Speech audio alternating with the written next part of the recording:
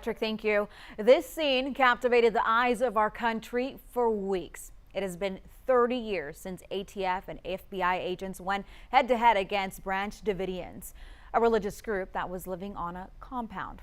It ended tragically when a fire claimed the life of 76 people.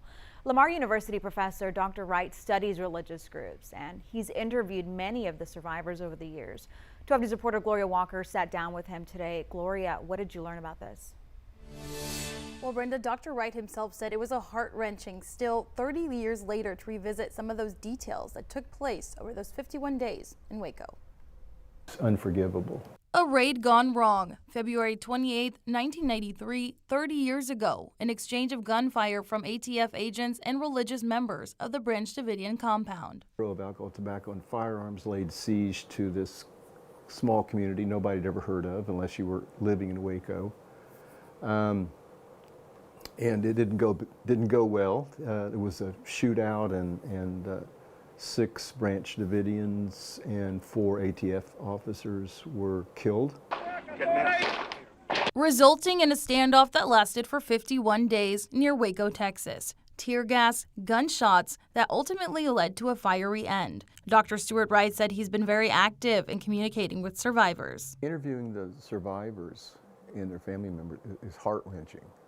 It'll tear your insides out. You know, these people died in a raging fire where the coroner said that the temperature inside that and inside Mount Carmel when that fire was raging was probably hit 800 degrees, so they were just incinerated. The FBI and ATF were criticized for excessive actions that took the lives of 76 people on the compound, including women and children. Went into that building with those tanks and they couldn't, had trouble getting out, and so the 2 women that survived and testified in the civil trial, I mean, one woman had all her fingers were burned off. Lamar professor Dr. Wright was an expert consultant on both the criminal and civil trials that took place in 1995. He says it remains an important piece of history.